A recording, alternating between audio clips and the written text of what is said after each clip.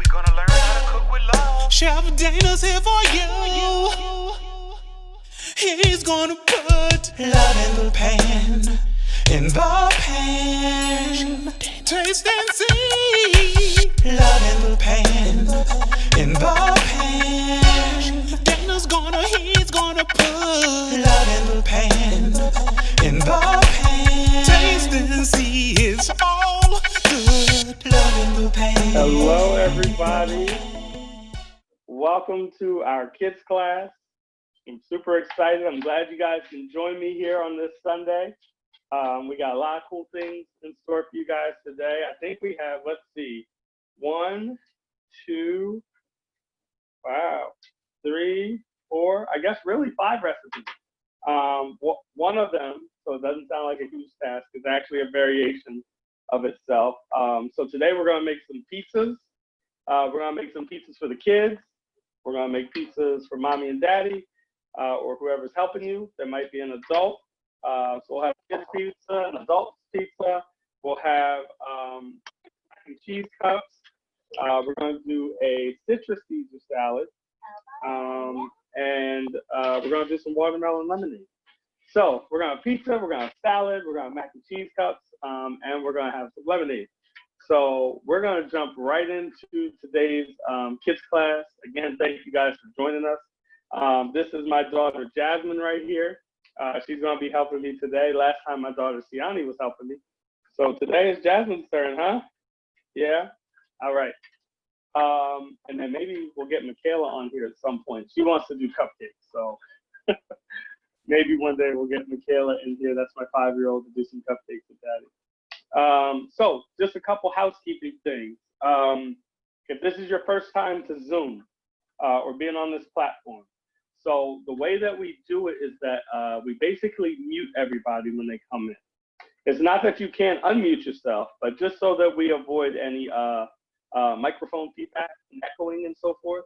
My lovely wife here, aka Keisha Spielberg, as I call her, does my filming. So she's going to mute everybody when they enter into the room. You can unmute yourself to ask questions if you need to, and so forth, or you can put messages in the chat. So that's kind of how Zoom works. If you touch your screen, if you've never touched it before, you'll see, like, I believe, depending on what device you're using, on mine it's the upper right-hand corner when I'm using my my iPad. The upper right-hand corner has a little microphone there. And with that, you can unmute or mute yourself. All right, so let's jump into a couple things that we need to get done if we haven't already. If you haven't done any prep yet, and you literally just have your ingredients on the counter and you haven't measured anything and so forth, let's do this first. Number 1, let's turn our ovens on to 350. All right, so I hit the bake, I set it to 350, I hit start.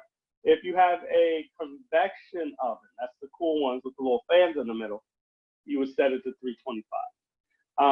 In the corner here, just beyond my big watermelon, is the George Foreman grill here. I love the Foreman grill, especially for inside. During the late fall, winter months, early spring, when you can't really go outside and do any grilling, this is like one of the next best things, because you can grill your chicken and your meats and so forth on there, unless you have a grill pan that you put on the stove. But it's typically a little bit less mess. The next thing that we're gonna do, if you haven't done it already, I went ahead and I cooked my noodles for the kids' mac and cheese. There's no secret, kids love mac and cheese. So we're gonna do a play on that today. But I went ahead and cooked my noodles. If you haven't cooked your noodles yet, go ahead and do that now. Get your pot of boiling water, or a pot of water, put it on the stove, let's boil your noodles, and then once they're cooked, strain them and just set them to the side. We're gonna do this probably second. So you'll have a little bit of time. So go ahead and do your noodles now if you haven't done anything. If you have done them, yay, we love you. All right, So I just have my noodles waiting to the side here. Let's see, any other housekeeping? Oh, so let's cook our bacon now, because we will need that for the kids' mac and cheese cups. So I have some bacon here. I haven't cooked it yet. I haven't cooked the bacon yet, but I have some bacon here. I just laid it right out on the pan. You're gonna need about 8 slices. Oh wow, what's that? I think that's only 7. Is that 7? We'll make it work. About 8 slices to go in our muffin cups. So let's put our bacon on our pan. All right, everybody grab your bacon. No faking on the bacon. Jasmine, just slide over for me just a little bit. You hang right here for me, honey. Thank you.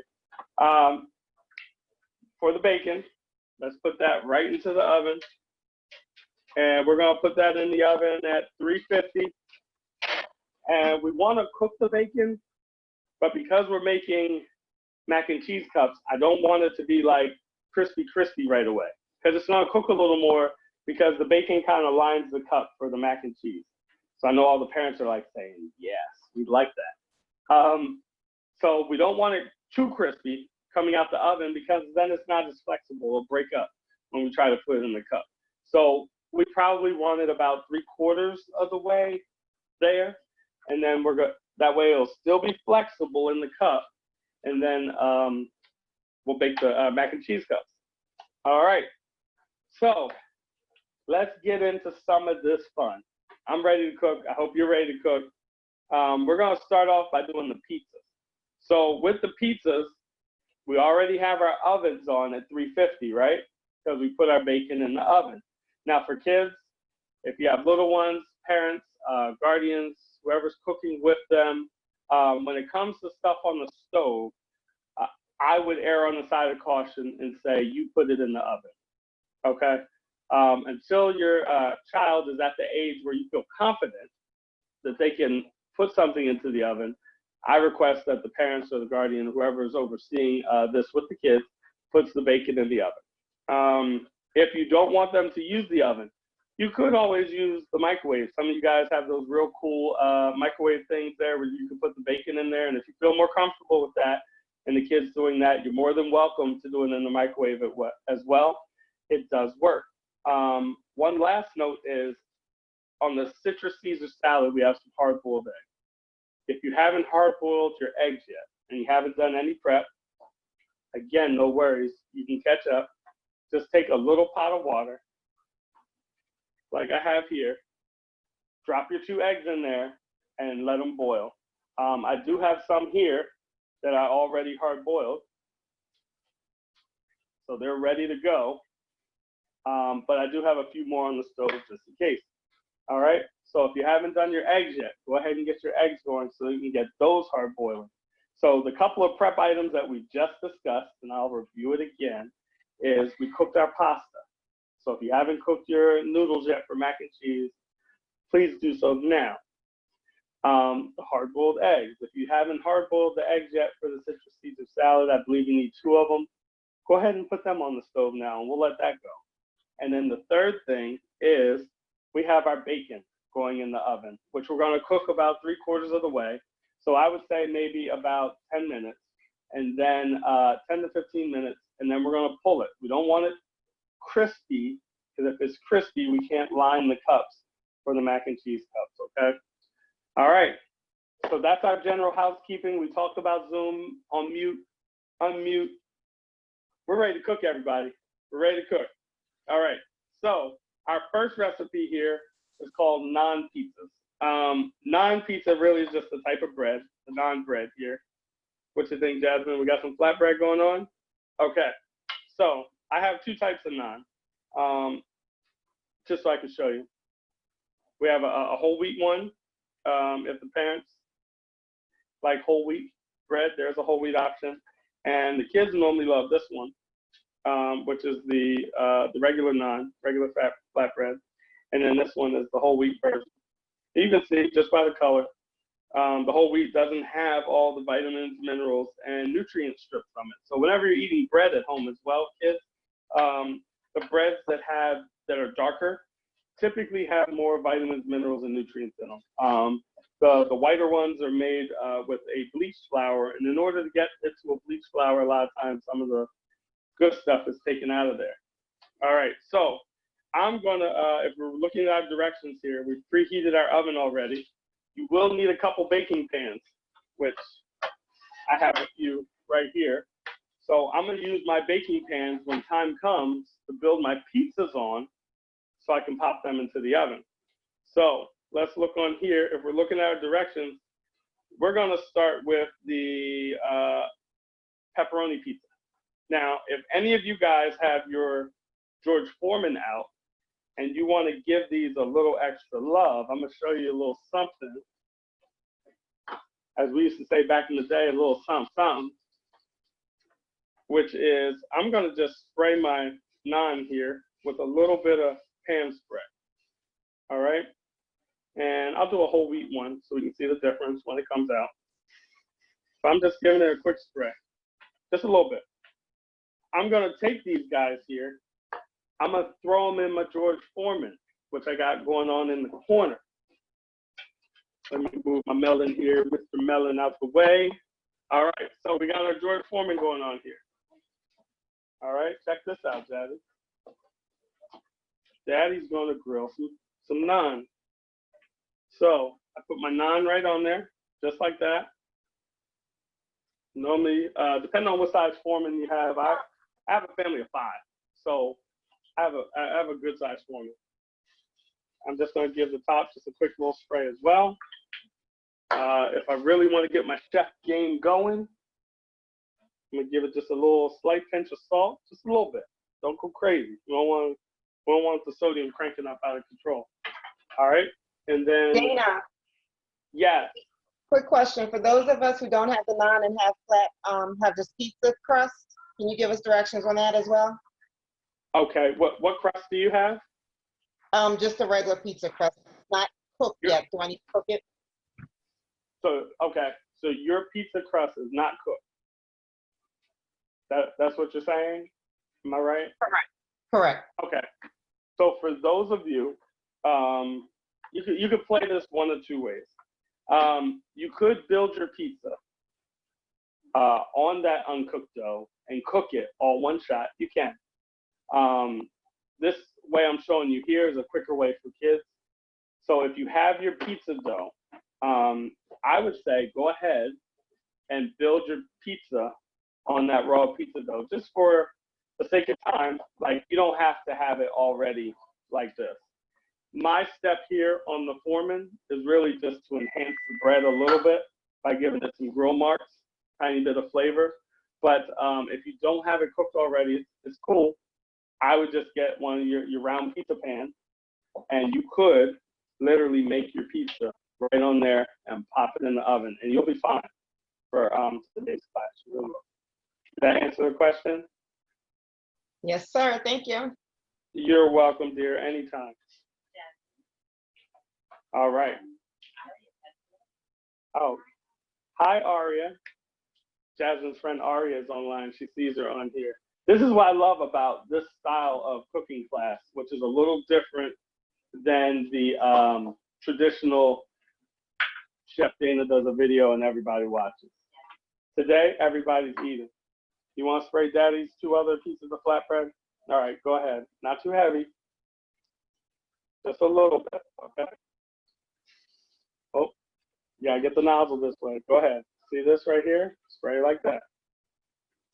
Great. All right, that's one. Dana, now do the other one. Say that again. We have a question. Go ahead. So we have the cooked pizza dough. I mean, yeah, the cooked pizza shell. What are we doing with that if we do not have the George Foreman? Okay, if you have the cooked pizza dough, no worries, because I'm about to catch right up to you. So some people bought the pizza dough that was already cooked. Some have the raw dough. We're all going to end together, pretty much. So for those with the raw dough, we're going to build the pizza right on it. If you have the cooked dough, I'm catching up with you right now. I'm going to take my flatbread here. There we go, honey, if you want to show them what that looks like. So you can see I'm just putting grill marks on the naan, just making it a little fancy. And then I'm going to be right up to where you guys are. If you don't have a foreman, but you have a cooked pizza dough, I'm catching up with you right now because I've got my flatbread here. So we're in a sense in the same position. This naan right here did have a pinch of garlic to it. So depending upon what already prepared pizza doughs and already prepared non-flatbreads your supermarket might offer. Some of them have a touch of garlic to them. Some of them may have a touch of spice. But for the most part, from what I've seen, most of the products are pretty consistent, and you can use them, and they taste great. So let's do the kids one first. All right. So for anyone that has the cooked or uncooked dough, we should be at this state where we're getting ready to prepare this pizza. We're going to take some of our marinara sauce, which would be number 2 on your preparation list there, on your recipe. Oh, look, this is my eager beaver. She's ready to go. Okay, I'm going to show you one, Jazzy, and then I'll let you do the other half of it, okay? So for everybody, I'm taking my marinara, taking my spoon here, and I'm going to spread a little bit of that sauce on there. Now, if you didn't find regular marinara, but you have pizza tomato sauce in the cabinet, you know, spaghetti sauce, you could use that. Kids love that too. Okay. So see how Daddy did that, Jasmine? I want you to do the other half of that for me, okay?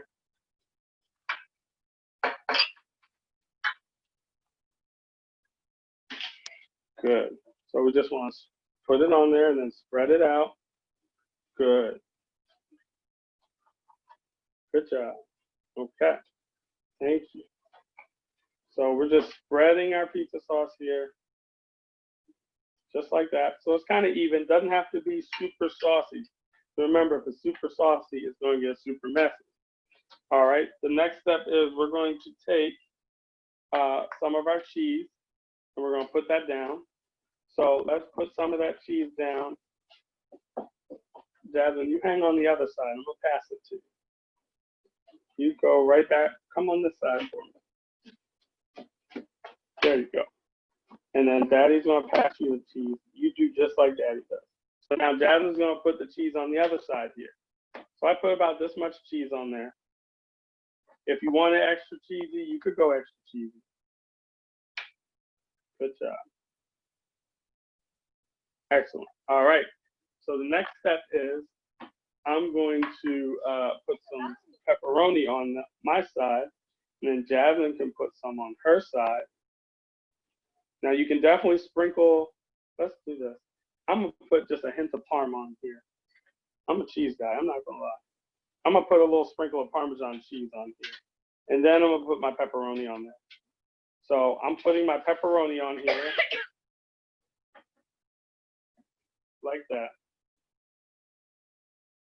All right, Jasmine, you do pepperoni. And then we're gonna top it with some more cheese and so forth. So go ahead and put your pepperoni on. Great. Make sure it's nice and open.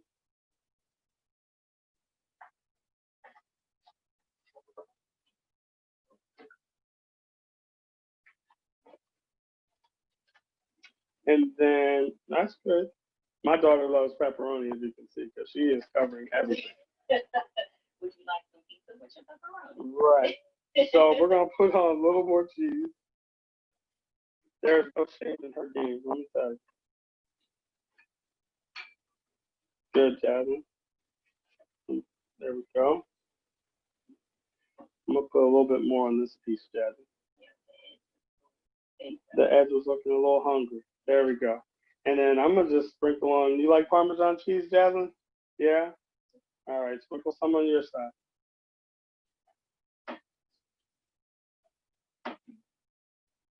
Okay. Great job. So now we can take our pizza pizza. And we can go right into our oven. It's probably gonna take anywhere from 8 minutes, 10 minutes, depending on how your oven is. Did you say more cheese on top of the pepperoni? Yes, I did. I said more cheese on that pepperoni. Great question. All right. And so I'm going to put this in the oven for about 8 to 10 minutes. And in 8 to 10 minutes, we're going to have something delicious. Now, for the kids, we know mom and dad is helping us out. We want to make sure that they have something yummy too, right? Here. So for mom and dad, we are going to make another one. Jasmine, you were right on point there. Let's put some sauce on here, Jazzy, just a little bit. And we're going to do something special with this one for mom and dad. So when we put the pizza in, should we be taking our bacon out? So it depends on your oven. That's the honest answer.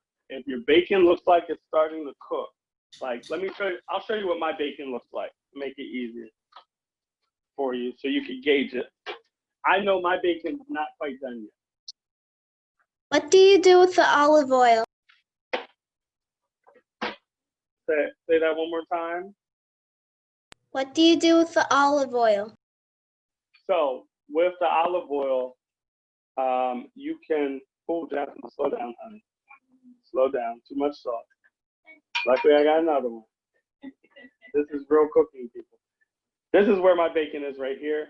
Mine's not quite done. I'm gonna pop it into the oven. To answer my little chef's question about the olive oil, with the olive oil, we could have brushed our dough with the olive oil. Great question. I just didn't do it this time, but you can. You could do it on mom and dad's pizza if you want to. You could brush that with olive oil. I'm gonna grab, and I'll show you here. I'm gonna trade those here. You do what with the olive oil? You would brush your flatbread with the olive oil. So I'm gonna show you right now. I'm gonna trade the piece of dough because we're doing two of them, right? I'm gonna show you one right now. Got a little saucy on there, Jazzy. All right, so here we go. So I have my dough right here, right? If you wanted to, I'll show you real quick, and this is tasty. You could brush your dough right now with just a hint of oil, right? See how I got it a little shiny? Not too much. The other beautiful thing is you could take a piece of garlic if your flatbread doesn't have any flavor in there, and you could rub your piece of garlic on that bread, and you would transfer, because of the heat, some of that garlic flavor onto the flatbread.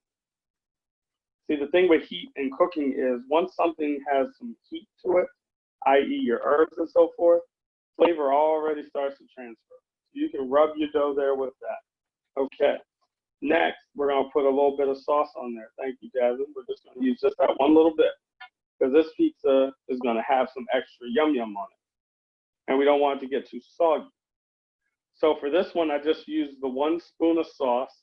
As you can see, it's a little bit thinner, but that's because I'm going to be adding some stuff to there and making it a little heartier than the one that we just put in the oven. So I don't want it to be overly wet.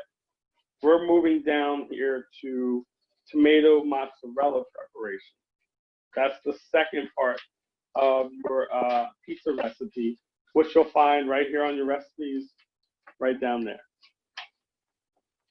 So on this one, if you notice, the temperature of the oven is increased. So I'm not going to put this in yet, but we're just going to start to build it because you can see that the temperature on this one goes all the way up to 450. So I'm going to let this guy in here because it only takes about 8 minutes finish. Then we'll turn the heat up and we'll do mom and dad's pizza. So for mom and dad's pizza, we have our flatbread here. We have our mozzarella. We have the tomatoes. And we have some basil. We have some dried oregano. We have some garlic, and we have the red pepper flakes.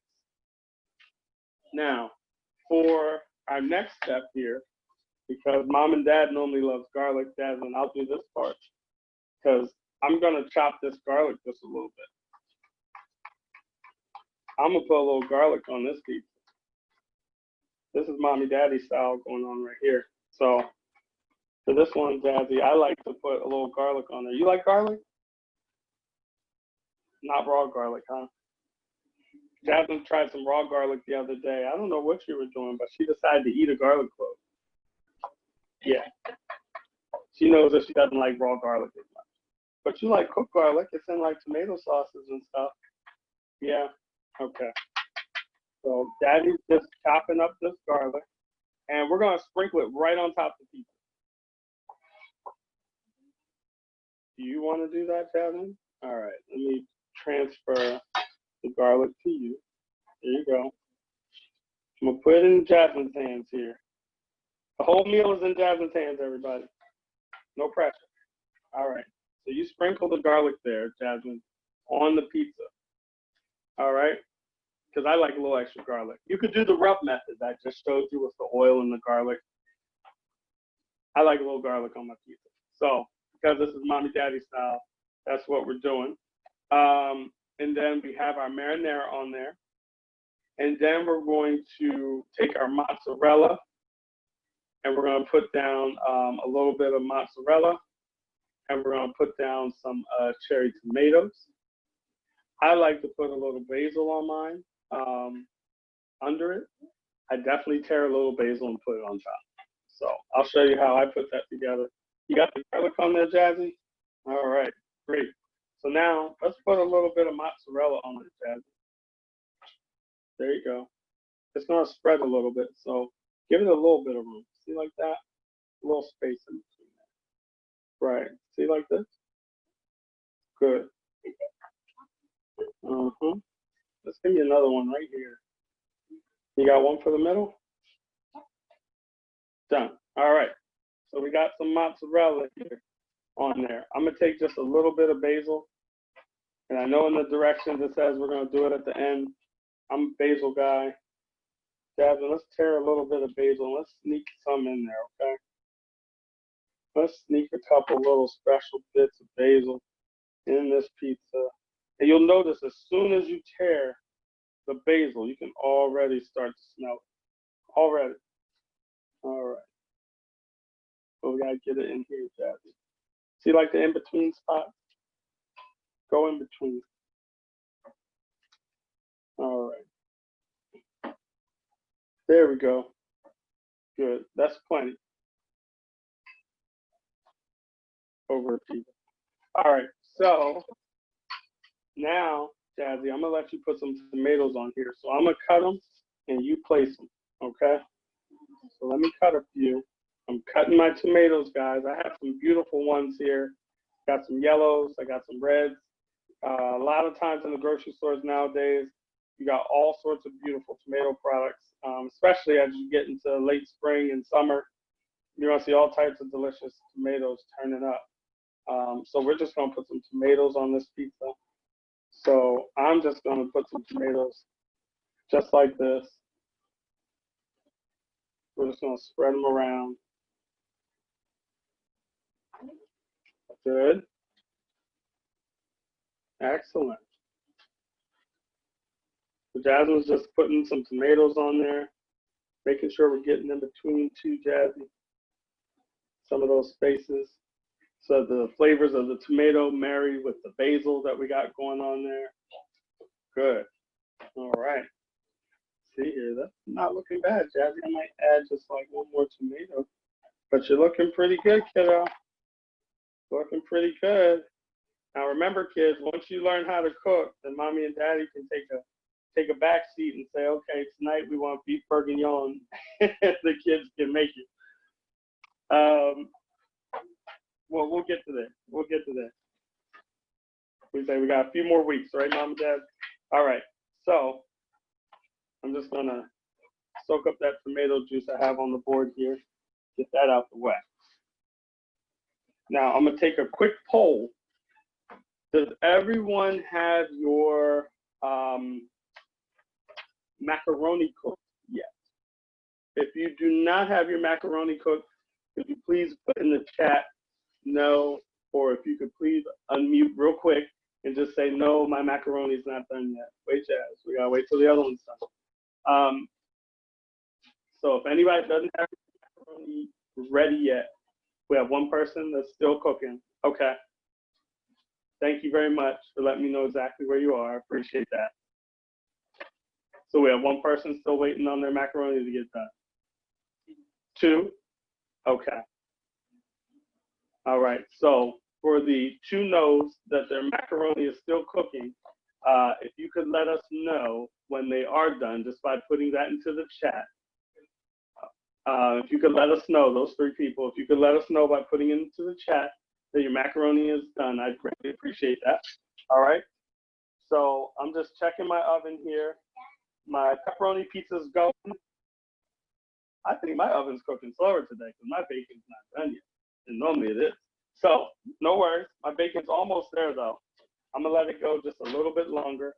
We're gonna take this pizza here. We're just gonna set it to the side. All right. If you have your hard-boiled eggs, check them because they should be just about ready. I'm gonna cool mine with a little bit of cool water. Again, I have some prepared already. The best way to take the shell off of your hard-boiled eggs, number 1, cool it down. Because if you don't cool it down, then the, you wanna make one for your sisters? All right, make one for your sisters. Are we supposed to, There you go. Go ahead, you said with the pasta. I can hear you. are we supposed to use oregano? With the pasta, the oregano is actually used in the mom and dad pizza. That's used at the end when it comes out the oven. Okay. Yep. Not that it wouldn't taste good in the mac and cheese. You're definitely onto something. It would, but in this recipe, that's good, Jazzy. You're good. In this recipe, it is used for the little bit of seasoning on the mom and dad pizza when it comes out. We have one person waiting on the eggs right now. Okay, thank you for letting us know. So my eggs are just cooling down here. I have them in my pot. Jasmine's knocking out a couple pizzas for her sisters right now. We have a family of 5, so she's freestyling a little bit. Jasmine, you like mozzarella, huh? Yeah. This is the beauty of having a kid's pizza because they can start to create their own thing. Now I'm just bringing my hard-boiled eggs over here for you guys just to take a look how easy this is to do it with some water. 2 waiting on eggs. Thank you very much for letting us know. All right, so you can see right here in my pot, when I was cooling it, see how I popped one out?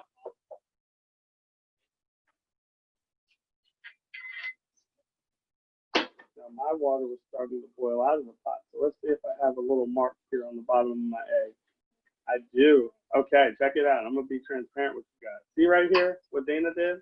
When I was talking to you guys, I let that little bit of water get real low in the pot, which caused that right there. See how this other side is beautiful? That's because this was the side that was facing up in the pot when it was like right at the end of this cooking process. And then Dana was running his mouth, turned around, looked, saw that the water was getting low, and then I got that little mark right there. So I'm just gonna pluck that off. All right, but that's how I do the eggs. I peel them in the water, and when you peel them in the water, A, it cools it down, and B, you don't have to worry about breaking the egg up a whole lot.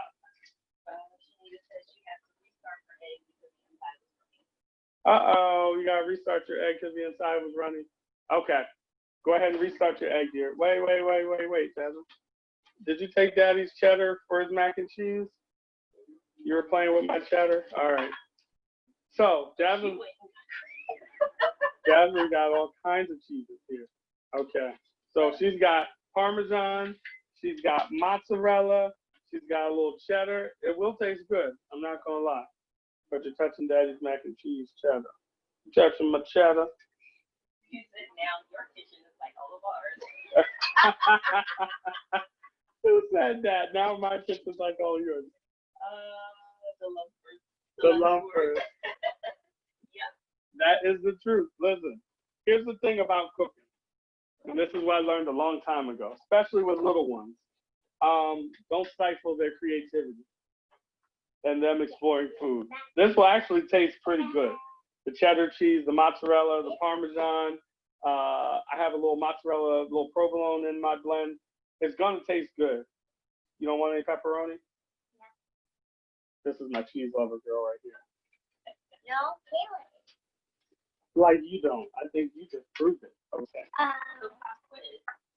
What do you think the number one cheese blend is for pizzerias when you order a pizza? So, pop quiz. What's the number one cheese blend? Is my wife giving me a pop quiz? Is that what's going on? Or okay. So if you guys don't know, my wife is also a food purchaser. So she's giving me a pop quiz right now on the fly. So I'm gonna guess. She asked me, what is the number one cheese blend for pizzerias? My honest answer, I don't know. However, I'm gonna take a little guess. I'm gonna guess in that blend would be obviously mozzarella. If I had to go number two, just by the way it melts, I'm gonna guess that there's some provolone in it. Oh, I get a Okay. Is there a third cheese in there? There is a third cheese in there. Ooh, okay. I'm gonna say for my cheese number 3 for my pop quiz. Wow, Jad, that's a lot of pepperoni. Let's spread that out on the 2. Is there any pizza in there? Is there any pizza under it? Let's do this. Why don't we spread the pepperoni on the 2? Okay. For number 3, I'm gonna say a white cheddar. Ding, ding, ding. Oh my gosh, I got it.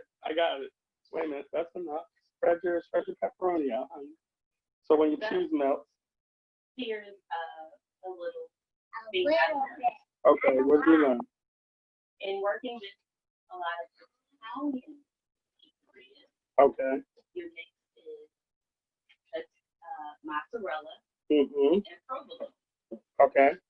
In working with a lot of sweet pizzerias, Oh, here we go. We're gonna get some nuances. your mix is mozzarella and white cheddar. Oh, okay. So I don't know if everybody heard my wife, but she's a food purchaser. So she said with her Italian clients, it tends to be more mozzarella and provolone. And with her Greek clients that also make pizza, she gets more mozzarella and white cheddar blend. Very cool. See, I always said food connects the world. Like, no matter where you're from, food will connect the world. Go wash your hands off, honey. Food will connect the world. She's going to wash her hands. She dropped something. So, food connects the world, and depending on where you're from, you have the different nuances. So, pizza, we just heard it. Over in Italy, mozzarella provolone. You go just a little further, you get to Greece, it's mozzarella white cheddar. Real cool. I love it. I love it. So these are Jazzy's pizzas here that are preparing to go into the oven. I'm going to check the oven. They are going to be very cheesy. Yes, they are. The kids are going to love them though. I'm going to check the oven. It looks like let's get out our hot pads here. Kids, ask your parents for help. My little Pillsbury guy here. I'm going to take the first pizza. Oh yeah, look at that. Look at that. Look at all the cheese on there. I know you called me cheesy. So I'm going to put that one right back there. I got my bacon. I'm going to pull my bacon out, everybody. Check your bacon. So here's my bacon. You can definitely take the bacon and pull it off your pan, something with a paper towel, and soak up a little bit of grease. But the bacon is done. The bacon is definitely done. I'm just going to get a little hot plate here so I don't burn my cutting board. Jasmine, do not touch this pan because it's hot. You see Daddy's got the hot pad, right? So I'm going to ask that you stay right there. All right. We get a paper towel here, and we're going to get a little plate or something to put our bacon on. There we go. Just so we can soak up a little bit of this grease. Okay. And wait a minute. All right, let me get my little Pillsbury here because she is toasty. Someone asked if it's okay to use turkey bacon. Say that question one more time again, my friend. Somebody asked if it was in the chat if it's okay to use turkey bacon. Say back, Jasmine. It is. Is it okay to use turkey bacon? Absolutely. Great question. My bacon's sticking a little bit. Jasmine, why are you telling on me? So Jasmine's over here telling on me because she knows my normal MO is I like to use a lot of parchment. So I was like, my bacon's sticking on me, and here comes Miss 2 cents. You didn't put any parchment on. You know what? You know what? You might have to get fired as my assistant. You're over here telling on Daddy. All right. No, we'll get bacon bits at the end, okay? All right. So I got my bacon there. I'm gonna get rid of my pan because it's nice and hot. Now, true fact or true thing you can do with bacon is that you could use that leftover bacon grease for salad dressing. For any of the kids out there, that bacon grease that we had in the fine dining restaurants that I worked in, we would strain that bacon grease. And even sometimes we didn't strain it because it had nice little bacon bits in there. And we would make a salad dressing for our spinach salad from that bacon fat. Thank you, Jasmine. All right, so Jasmine, if you wouldn't mind, let's take these dishes out of here and you could set those on the table for me because all I need left is just my oregano and my red pepper. Okay? But this cheeses, you can take over there. All right, if you'll do that for Daddy, I appreciate it. I'm just gonna keep this here, guys, for, nope, these two right here. And then when you come back, I'm gonna let you do a little zesty. You feeling zesty? All right, so we've got our first pizza out. We've got our bacon out. Right now, you can make a decision. I'm gonna make my decision, which is I'm gonna turn my oven up to 450. You're back. Awesome. Got my assistant back. Excuse me. Yeah. What meal are we doing? What recipe are we doing? Yeah. Great question. We are getting ready to do the mac and cheese cups. All right. All right. So our non-pizza is pretty much done. The only thing that we're going to do with that adult pizza for Mommy and Daddy, I'm turning my oven up to 450. All right. So we're going to 450. Now, when we turn up to 450, the thing you have to take into account, the thing that we have to take into account is that this next pizza is going to cook much faster because the temperature's up. So we have this pizza here. Remember this one, Jazzy, with the tomato and the mozzarella and the basil? So I'm going to take that one there. I'm going to give it just a sprinkle of salt. That's good. Thank you. Next step, let's do some pepper on there. Just a little bit. And then Perfect. That's beautiful. Beautiful. And then we're gonna go right to the oven. All right. So we're at 450. Remember, she's going to cook faster. Everybody repeat after me. She's going to cook faster. You're gonna start to see, if you look at the directions, 5 to 7 minutes. Wait, remember, you always open the oven when who's with you? Right, when daddy's with you or mommy's with you. We don't want any kids getting burnt. All right. Now, I don't need my hot pad yet because the pan's full. But when I pull it from the oven, guess what we need to put on our hands? Hot pad. Yeah, so you see daddy's got a hot pad. Stand by. All right, so pizza number 2, going in the oven. 5 to 7 minutes. That's enough.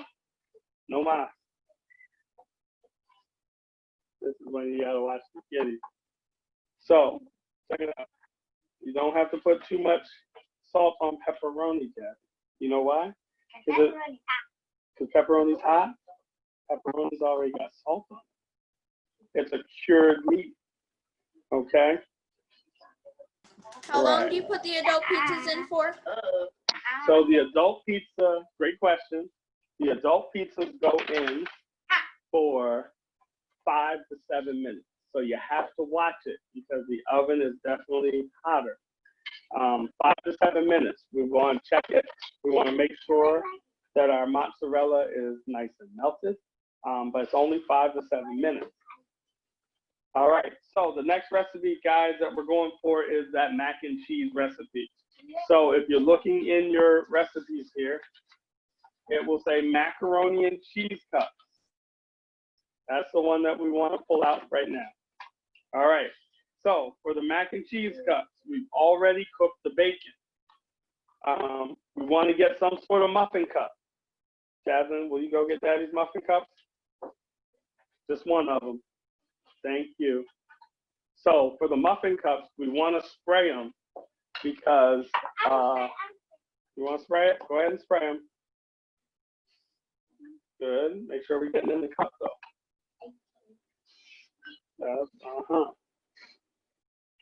Definitely in the cup. So Jasmine's spraying our muffin cups. Good. And we want to do that so we make sure that we don't have a whole lot of sticking. One more. All right, let Daddy see. So Jasmine's got our muffin cups here. I'm just gonna do a little touch up for you.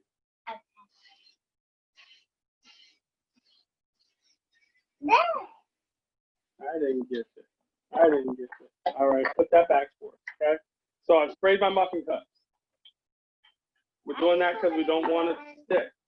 We're gonna set our muffin cups to the side. And now we're gonna mix up some of our goodies here. So in my bowl here, I've got my breadcrumbs already. I've got my macaroni already. We're just mixing that together, all right? Then we're going to add to our bowl here that has the macaroni and the breadcrumbs. We need to start adding some of our other ingredients. So skip down to, Breadcrumbs do I need? say that again? How much breadcrumbs do I need? Okay, so if you're looking at your recipe, you need about 3 tablespoons of breadcrumbs. So for the breadcrumbs, we're gonna sprinkle a little bit in the tins here at the bottom so that your mac and cheese don't stick. And then we're going to use the rest of it in our bowl, all right? So to our bowl here, we've got the remaining breadcrumbs, and we need to, our butter. I'm gonna give this to Jazzy. Jazzy, can you melt Daddy's butter? Put that in there for about 30 seconds.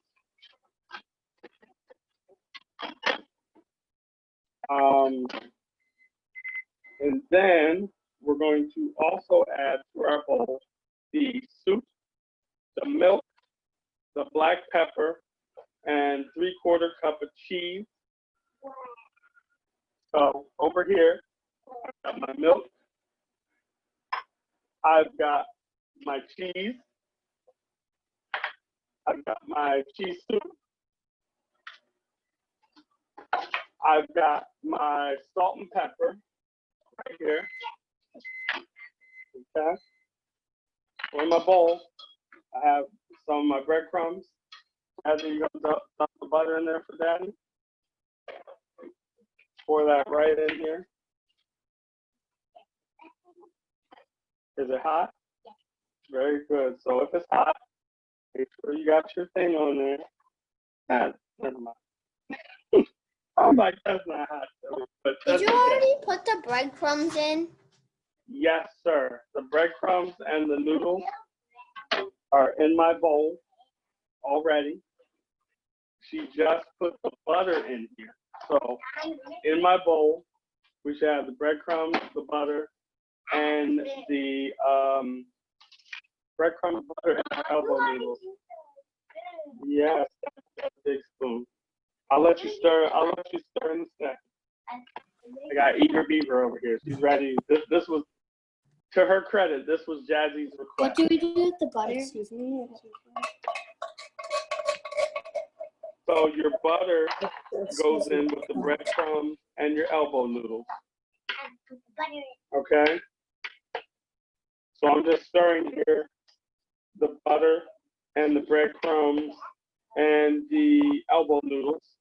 Now we're going to add the soup, which is about 10.5 ounces of soup. How many muffin Alright. tins did you line? How many muffin cups did you line with the breadcrumbs? It depends on the size of your muffin cups, because they kind of have a few sizes out there in the store. So for me, mine are smaller. So I did all of them, all 12. If you have a traditional muffin cup, you can probably do about 8 to 10. It's going to depend a little bit on what size you got from the store. Dana, how many cups of elbow noodles did you use? For me, because I have let's say greedy little camp. In my bowl, I have 4 cups of elbow noodles. On your recipe, you have 2 cups. Did you double the rest of your ingredients? For me, I did. I doubled my ingredients. But I'm calling it out just like it is on your paper, just so I don't confuse you guys. So we have our elbow noodles. We have our breadcrumbs. I got the butter. Next thing I'm going to do is I'm going to add my milk in here. Jasmine, you ready to start stirring? Yeah. All right, I'm going to let Jasmine do my stirring. So I added my milk. Slowly, Jasmine. All right. But this was Jasmine's idea to do mac and cheese cups. I'm going to add my salt. I'm going to add the pepper. Gotta add the pepper. All right. Then we're going to add 3/4 cup of the cheddar cheese.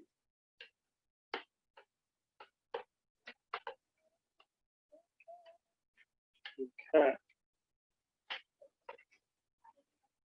I'm just saving a little bit here to sprinkle on top when I'm done. And then, Dana, did you add the condensed soup yet? I'm sorry. Did you add the condensed soup yet? the condensed is about to go in right now. Great question. So that condensed soup that's on there, the cheddar soup, we're going to add that right now to the mix. Jasmine, you're making a mess. Be easy. Okay. Yeah. Were we supposed to heat up the condensed soup? You don't have to. It's not necessary. I just had some in a pot already. All right, stir that good. There you go. Now you're doing good. Hold it like Daddy showed you. Good. Mix it all around. Good. My wife said she's scared to come close to Jasmine's macaroni bowl. Nice and easy. Good job, Jasmine. She might splatter the camera. So this is what your mac and cheese looks like when it's all mixed up. Let Daddy take a little gander there, Jazzy. All right. Good job.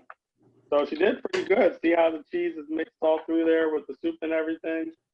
Couple spots here I'm gonna have to mix for her, but you did pretty good there, kiddo. Right, but we gotta put the bacon in the cup next. All right, so I have my mac and cheese mixture going on right here. Okay, Okay, go wash your hands. we've got our cup Honey, that sink's busy. that was sprayed. Wait, Could you take your, then this is the question for me. Could you take your traditional mac and cheese recipe that you're making and do it in cups Stop. like this? so could you take your traditional mac and cheese recipe? This was the question. Can you take your traditional mac and cheese recipe and cook it in a cup like this? You could, absolutely. You surely could. Side to side. Thank you. All right, so we got our bacon here. I'm gonna line a few of these. Uh-oh, a couple of mine were getting crispy. Let me get a loose one. All right. So this is where I was talking about how your bacon can get a little bit crispy. When I was pulling it out of the oven, she was more crispy than, or not as crispy. She got a little crispy on me today. So for mine, any pieces that are not pliable, check this out. Because you might have it two ways. See right here? This is how your bacon line cup should be. I have a couple pieces of bacon. I have a mix here. Some is pliable, some is not pliable. If you don't have a very pliable bacon, it's all good. Do this in your cup. If your bacon is more pliable, do this in your cup. But whatever you do, don't waste that bacon. All right? Beat the bacon, absolutely. Don't waste it. So, Morgan's on with us today. Hey, Morgan. 31 people. Hi. All right. So, I'm using my bacon here. I'm lining the cup. And just remember, last time, the last question in there, or a little while ago, was, can I use turkey bacon? Absolutely, you can use turkey bacon. I'm checking to see what's pliable here. All right, so I'm lining my bacon cups. You want to put some more on the bottom of there, Chazzy? Some of my bacon's more pliable than others. Don't judge me today. If I had lined it right away, I would have been good. But Jeff was chatty patty. All right, so I just push it right down in the cup. If it's not super pliable, some of mine is, some of it isn't. I'm in the middle. Bacon's one of those things over time. You can definitely learn to catch it at certain points, and you'll realize by the color of it exactly what point your bacon is at. Whoa, she's making bacon bits, but it's gonna taste great. All right, you got your bits in there? Good. So we got some bacon lined and we got some bacon bits. No worries. All right. So now, guess what? It's time to put some cheese in those cups. So we're gonna put some mac and cheese in the muffin cup like this. All right. Mac and cheese is going into the muffin cup. Come on, Parker. Check your pizza, everybody. Check your pizza. Your pizza should be just about there. I got about 60 seconds on mine. I just peeked at it. I just peeked at mine. But check your mommy daddy pizza. Check your mommy daddy pizza. All right. So Jasmine's gonna fill up the rest of these muffin cups. There you go, Jasmine. Right there. Start on me. Jasmine's gonna fill the rest of her muffin cup with the mac and cheese. All right, we're gonna need a little bit more than that, Jasmine. You got some sisters there, and they're gonna want to eat. So check it out. Do this much mac and cheese.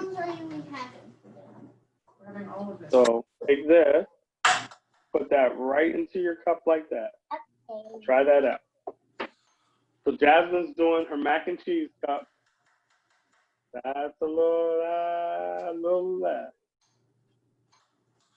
You got a healthy mac and cheese cup right now, Chad. Jasmine's got some mac and cheese cups for you. Now if this was Jasmine's restaurant, I'll tell you, it would be packed right now because Jasmine's mac and cheese cups are very hot. I guess we're gonna have some. All right. You are not leaving Jasmine's restaurant hungry, that's for sure. All right, let's put some in this one. You got a little more, that's right. There you go. That might be a lot. A little bit less, Jasmine. A little less. Bring it down a little bit. Your mac and cheese cups are husky. There you go. Oh yeah, look at that, Jazzy. Look at that scoop. Look at that scoop, Jazzy. That was perfect. Other spoon. Keep going. You only got My point. 3, 4 more. Good. Great. So I'm just helping Jazzy keep her mac and cheese cup looking cute. A little too much. A little too much. That's a big one. Good job. All right. I know. My daughter's been looking forward to these mac and cheese cups for weeks. And so, if any of you guys don't know, mac and cheese cups, this was Jazzy's idea. Jazzy said, Daddy, can we make mac and cheese cups? Mac and cheese cups coming up. And these are just some of the fun things you can do with your kids. Not even this. Jasmine? We like. All right. So Jazzy, if you'll get rid of my bowl here, We can take make that it over like there. those, Clear that out the way for me. Thank you so much. sticky buns. All right, guys. So we got mac and cheese cups here. Courtesy of Never mind. Jasmine. Kind of like the They are husky. breadcrumbs. Courtesy of Jasmine, but you're gonna love them. All right, check it out. The last thing here, let's put just a little hint of cheese on top of here before we bake them. So we're gonna put our cheese here on the mac and cheese cup. What is this water? Listen, Jasmine's got such husky things here. I think it's got enough cheese popping off. It's got enough cheese going on. So we're gonna put these in the oven. Everybody check your pizza, your mommy daddy pizza. Put the cheese on the rest of these, Jasmine. You got 4 more. 4 more needs a little cheddar. Cheddar makes everything better. Oh yeah.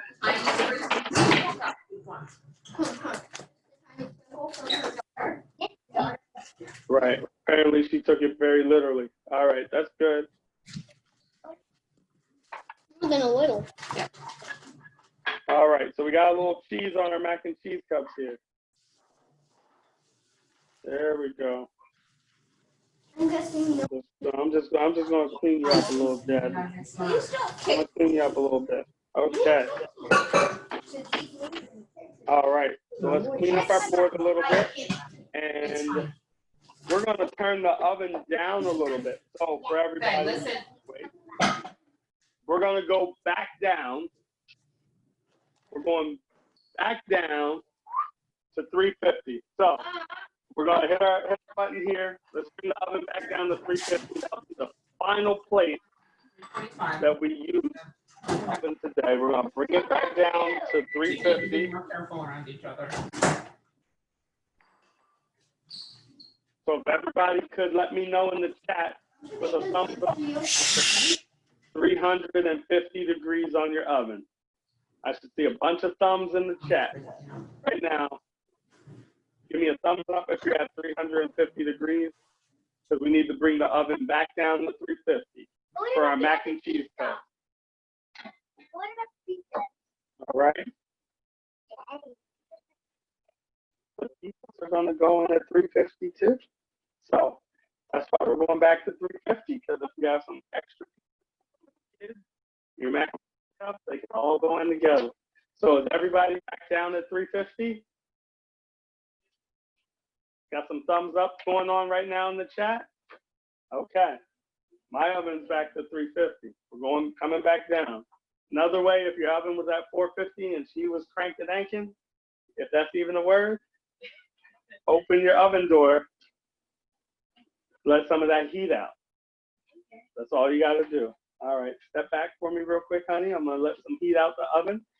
We're gonna make sure she's coming down to 350. Let some of that heat out. This is how sometimes at the bakery, when we need to control temperature real quick, we'll let the heat out of the oven and let it just drop. So that way, yeah, you can feel the warm air come out, right? So when we bring it back up, we know that the temperature right now in the oven dropped probably below a 350 because we let all the heat out. That's why when we're making cakes, they say, don't open the oven door, don't open the oven door, because you change the heat in the oven when we want it to be more consistent. In this case, we want to bring it from 450, rushing down to 350. The only way we can really do that by changing the temperature is by opening the oven door and letting all the heat out. All right, Jasmine. So step back for a second. We're going to put some pizzas in here. We're going to put the mac and cheese in here, and then we're going to do salad. So I have my mac and cheese cups going in. I have Jasmine's famous mozzarella, provolone, and cheddar pizza going in. Yeah, they get warm. All right. So our mac and cheese cups, they're going to go in the oven and they're going to cook anywhere from 15 to 20 minutes. Our other pizzas, if you remember, this is Jasmine's pizza. We're getting ready to go salad next. Jasmine's pizzas are probably going to take, says like about 10 minutes. She's got enough cheese on there. She might take more like 12 to 15 minutes. She's got some cheese on there. Yeah, thank you, Curly. So Jasmine's hooking me up here for the next round. Thank you. Set that on the board. Let's wait. Wait for your father. Thank you. Slide to the right. To those that have eggs on the stove, is your hard-boiled eggs done yet? Because if they're not, we'll do lemonade next. I want to give you guys a chance to hang tough.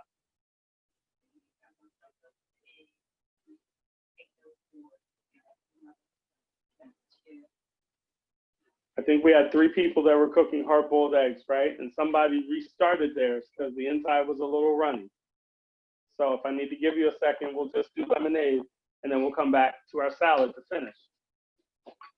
All right. Thank you, Jasmine. So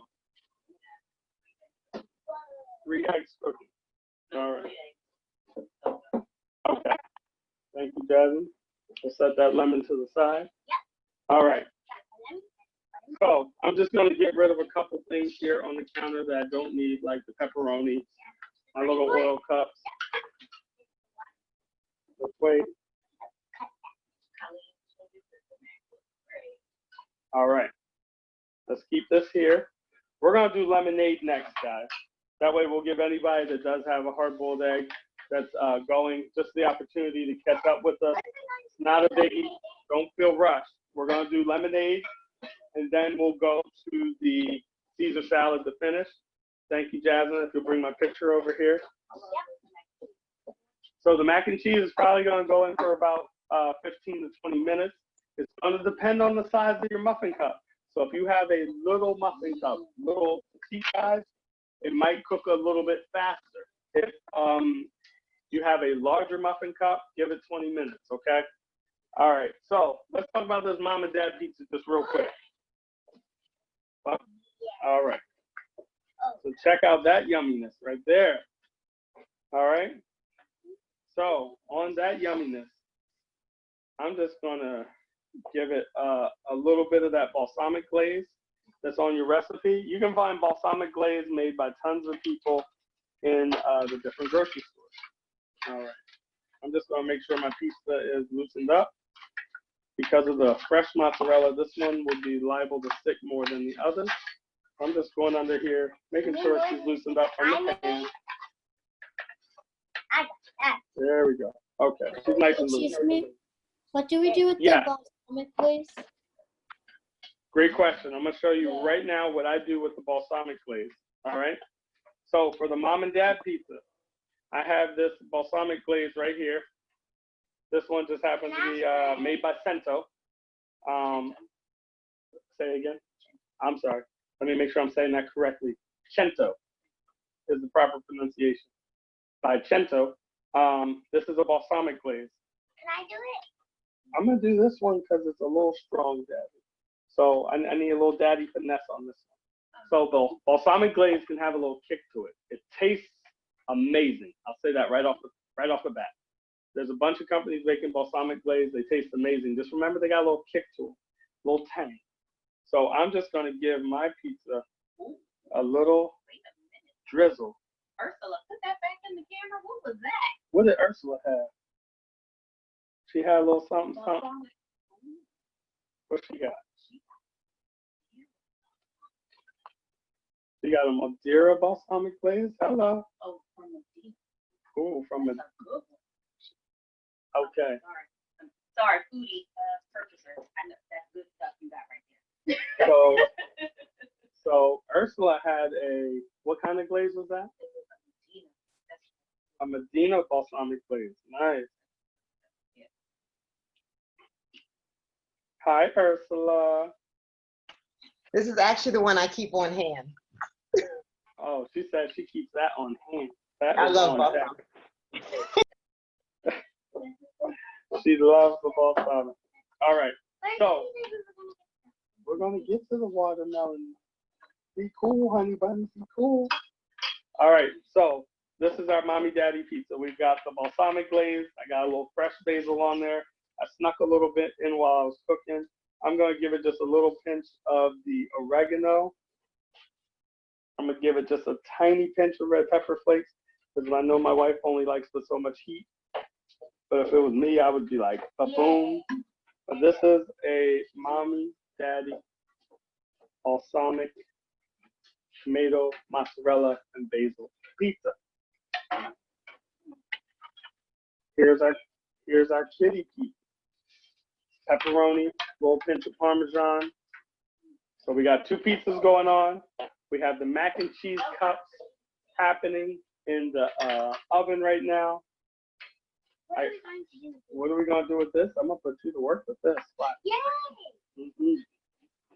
I don't know if you're gonna thank me in a second, but we'll find out. All right. Jazz is gonna be zesty in just a little bit. But let's look here. We're gonna save the salad for last. It's quick. It's easy. Let's do our lemonade. I figure if somebody's got some eggs boiling, we'll do the lemonade right now and finish with salad. So our lemonade recipe, watermelon lemonade, all right? This is the part, parents, where you're definitely gonna need to help the kids because you're gonna have to cut that watermelon. And I know for me, I would feel much more comfortable if you parents would cut the watermelon for the kids. So if we're looking at the recipe here, we're gonna make a quick, simple syrup. We need 1 cup of sugar, 1 cup of water to make the simple syrup. So I'm gonna grab my saucepan. Jazzy, can you grab Daddy that saucepan right there on the right side? Yeah, thank you so much. Appreciate that. So I got my saucepan here. We need 1 cup of water, 1 cup of sugar. All right. So I got my measuring cups. I'm gonna measure the sugar and I'm gonna measure the water. You wanna measure the sugar? All right, all right. So right here, Jasmine's going to measure out 1 cup of sugar. So I need you to fill up this cup right here with the sugar. All right, go ahead and take your little thing here. Fill me up 1 cup, nice and neat.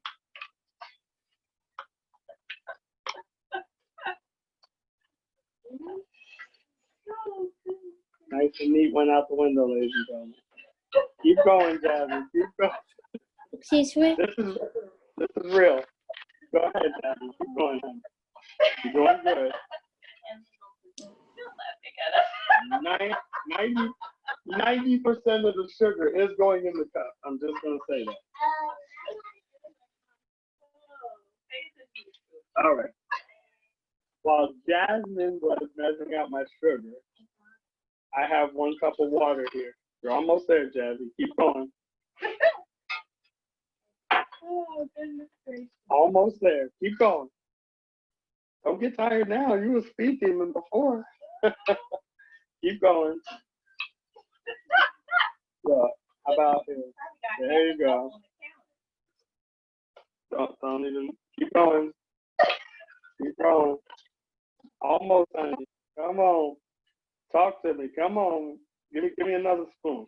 Right in that little low spot. There you go. Good. Okay. We have a cup of sugar, everybody. We're going in the pot. Thank you, Jasmine. You don't have to mix it. Mother Nature's going to mix it when it boils in the pot. However, if you wouldn't mind putting the lid on there, on that sugar,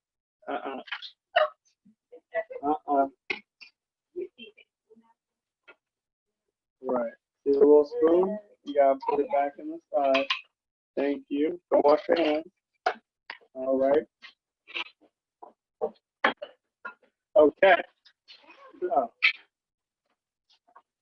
So we have our let me get a little bit of sugar. Let me get this little bit of sugar off the counter here. Got a little extra. Got a little extra, a little something, something, a little extra gift. Okay. So we've got our sugar and water in the pot, and I put it on the stove. I got the heat on, and we're just gonna bring it to a boil. There's nothing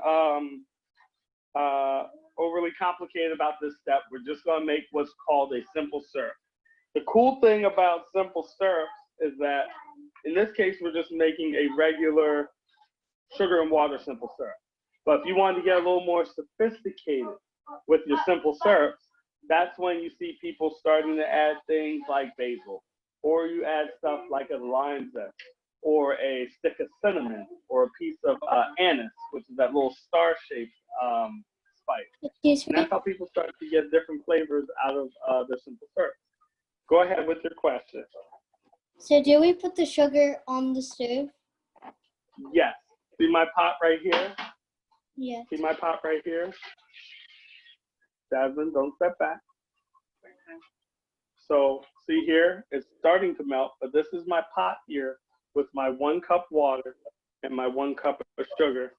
And I'm gonna put it back here on the burner, and I'm just gonna bring it to a quick high heat. All right. As soon as that pot boils, it's done. Now, depending on how tight you wanted to make, say, your simple syrup, that's when we start to get into the word reduction. Some people will make sugar water reduction, still technically a simple syrup, but it just might be a little tighter. And basically, the thicker your simple syrup, the less water is what's left in the mixture. When we're in my bakery and we're cooking sugar and water and we're making different syrups for different things, the temperature of the syrup is determined by how much moisture is left in the pot. Now today we're doing a very simple syrup. Very simple syrup. Tongue twister. So in this case, as soon as it boils and it all melts together, it's done. I don't have to worry about, did my sugar get up to 256 degrees or anything like that for this syrup. So just boil it. Mine is coming. Here it comes. See it bubbling, Jasmine? It's starting to bubble. So as soon as it comes to a full bubble, she's done, and I'm gonna turn the heat off. All right, so let's talk about this. Yes, Jasmine, the watermelon. I don't need that for watermelon. But we will use it. Trust me, Danielson, it's coming. What do I use it for? You'll find out. I'll show you. All right? I don't want to spoil it for you. You'll find out. All right, so we have our watermelon here. So the next thing that we're going to need for this watermelon is for you guys to grab that food processor. So if you don't have the food processor right on the counter, take 2 seconds, grab your food processor. Let's get it to the counter. All right? I'm going to grab mine. So I got my food processor right here. All right, let's see here. Got my food processor right here. Got my little blade. Kids, let your parents set this up for you if you're not familiar with it. We're using the food processor. You want to put that in there, you remember? All right, okay. Let me get it set for you. All right, go ahead and put it in there. Great job. Excellent. All right. Yep, put your lid on. We can make sure, we always want to test our food processor to make sure that it's working properly. So I got it in my locked position. And it sounds good. We're working. We got juice. All right. It's loud, I know. So for that 1 second that we grind up this water, it'll be loud for a hot second. All right, so if we're reading our dish, our recipes here. That's right. We're gonna turn that off, and I'm gonna move it to the side just so she can cool down. Soon as my simple syrup boils, she's done. All right, step back 1 second. Daddy's gonna check on pizza for just a second. Our pizzas are looking good, not quite done, but they're looking good. I'm gonna give them just a little bit longer. Yeah, but we got all the heat out the oven, remember? Yeah, so it takes a little bit. All right, so let's look at our watermelon recipe. And we're gonna do the watermelon lemonade. So for parents, let's go ahead and cut this watermelon open. All right, hold that back. Thank you so much. I'm gonna cut the watermelon. Yay. Now, for some of you guys might have heard of pickled watermelon rind. So for pickled watermelon rind, you wanna throw that in the garbage for me? Thank you so much. For pickled watermelon rind, we would actually take the watermelon and we take the skin off of it. I'll show you a piece so you know what I'm talking about. And then we would pickle it, and you can literally use it as a snack. We use it sometimes as accompaniments for desserts when we were doing some big high-end dinners like at James Beard and stuff like that. All right, so we have our watermelon. Let's cut some watermelon here, guys. And we need to get some to the food processor because we need some watermelon juice. Okay. So you're going to see down here on number 4, it says puree half the watermelon in a food processor, then strain it. So we need to get this flesh out of here. So I can get it to the food processor. Now, the other half of the watermelon, this is where you can show a little bit of finesse, okay? And by finesse, I mean that you could take this watermelon, cut it into cubes or pieces, put it in your pitcher later once you've made it. When I'm ready, you turn it on. I'll let you hit the button. All right, but I'm just getting the flesh here out of this watermelon so I can puree it. Watch how much liquid comes out of here. Sometimes we make watermelon cupcakes during the summer. And when we do, we're literally taking watermelons and we are straining them, pureeing and straining them, and then using that water to literally make the cupcake. It's pretty cool. Instead of water. Yep. All right. The mac and cheese aren't done yet.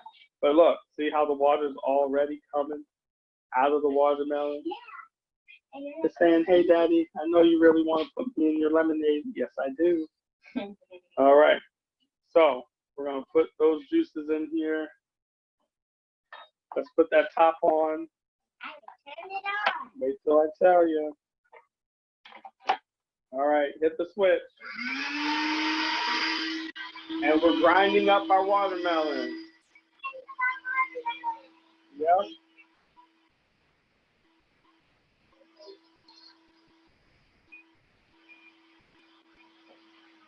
Let me test check it. Oh, we got some big pieces in there. So again.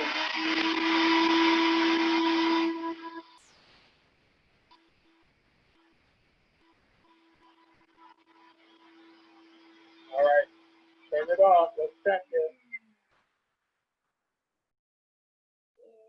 Jasmine, if I was a rapper, would my name be Sir Mix-a-Lot, right? No. Okay.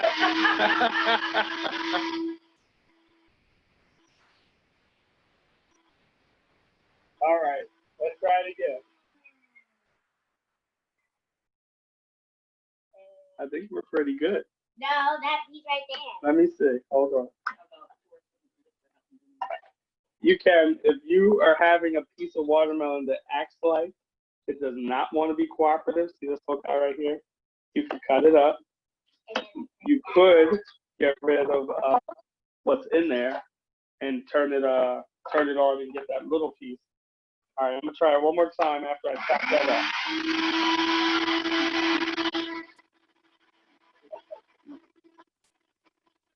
up. Okay, we're good. All right, so we got some watermelon juice. I'm gonna strain it right now. Might be a few like chunks in there, but don't worry, you're all good. You see some chunks in there? Why are you telling on me? Like, oh, I see a chunk there. Thank you. I know, I asked you. You told me the truth. I can't be mad at you, right? Okay, so I'm gonna strain this watermelon. Let me pour this one. Excuse me. All right. Is that leaking from the bottom? There we go. Okay.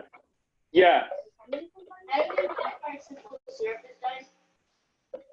Oh, say that one more time, just a little bit louder for me. How do we know if our simple syrup is done? Your simple syrup is done when it boils.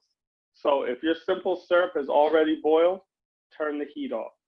It's done. We're just doing a very quick simple syrup as a sweetener today. Rather than putting raw sugar into the lemon juice, it won't melt as fast. You'll probably have sugar crystals and everything in there. Yeah, set that right there.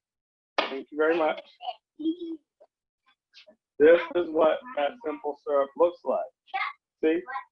Like once it's boiled and there's no more sugar crystals in there, that's what you should have. So should it be like watery? Yes, it should be watery. Thank you. Back up. All right. Let's check our pizzas, guys. Our pizzas are not burnt. Okay. There we go. Look at that. That's Jasmine's super cheesy pepperoni pizza. All right, I'm gonna sit them right on the stove top so they can cool down. And then the mac and cheese stuff? Mac and cheese stuff still got another couple minutes. You know? Yeah, they take a little longer, but they're almost there. They're looking good. Those mac and cheese cups are looking good. All right, so we got our watermelon lemonade going on. Oh, Yeah, so see, this is what got strained out. All right, so that's just puree. You don't necessarily need that. ooh. This is what we wanted. That water right there. That's watermelon juice right there. Sometimes when I was being a little savvy, can you set this in the sink for me, Jasmine? But you're not going to make it all. I'm not supposed to use all of it. I thought you wanted some for later. Oh, okay. Yeah. Oh, okay. That didn't take much. When I was being a little savvy, and can you put this over there for Daddy, please? Yeah. Remember, safely unplug. Good job. And then go ahead and move that over to there, to that part of the kitchen. Those muffin cups. That way we'll get a little space back. But this is what you want. You got it? Right by the muffin cups. Thank you so much. All right. Okay, and can you get Daddy a paper towel? We're just gonna wipe down this little part of the counter here with this little bit of juice on it. So, we've got our simple syrup. We've got our watermelon juice. I did tell you I was gonna show you what they were doing with the watermelon rind, right? So, thank you so much. Slide that right under my bowl, the napkin under the bowl. Okay, thank you very much. So I did tell you guys I was going to show you what they do with this watermelon rind. So you see how we got this here, right? A lot of times that leftover watermelon rind, we throw it out a lot of times, right? However, definitely a Southern tradition, they will take this and they'll peel it. So I'm just going to show you. See, once you get rid of the peel, it's actually good, but you have to put it, and here's where your simple syrup comes into play. We would take this watermelon rind right here, we drop it into a simple syrup, and we cook it for about 10 minutes or 15 minutes. We would cook it for 10 to 15 minutes, and it would get nice and soft. A lot of times in the watermelon rind, imagine like a pickle. It has a little bit of brine to it. We would put a little bit of vinegar. We would put maybe some peels from, say, an orange, a lemon, a lime, depending on how we want to flavor it. We would put, what else in there? Cinnamon sticks. We would put an anise stick. We could even put some peppercorns in there to give it a little spice. Are you eating my watermelon? Go over there and enjoy your watermelon. Unbelievable. Real TV, people. Real TV. All right, so we are peeling the watermelon rind just like this. And this is if you want to enjoy it as a snack. Again, we'd take our simple syrup liquid that we had, and we would put this in it. Cinnamon stick, little orange zest, and normally an acid. So some people use, say, apple cider vinegar. Some people use some of the citrus juices up here. But that's what you would be dropping into the pot to make a watermelon rind. Oh, no, you don't want to eat this now, Jazzy. I haven't fried it. All right, and then you would just cut pieces like this. And sometimes down south, some of my Southerners know, you would do pickled watermelon rind, which is these guys here, right? And then you would can it. So then they'd go through that canning process, and they would have these treats all year long. Pickled watermelon rind. Pretty cool, right? All right, so let's talk about the rest of this lemonade, and then we're gonna go into the salad. No, we're not gonna cook the watermelon today. All right, let's finish up with this delicacy here. So I'm going to juice my lemons. If you're looking at the recipe there, I believe it says a cup of lemon juice. So I want to juice my lemons. We're gonna go right down here. And we are looking at, let's see, the recipe here. We need 1 cup of fresh lemon juice. So I got my cup right here. We're going to cut these lemons in half.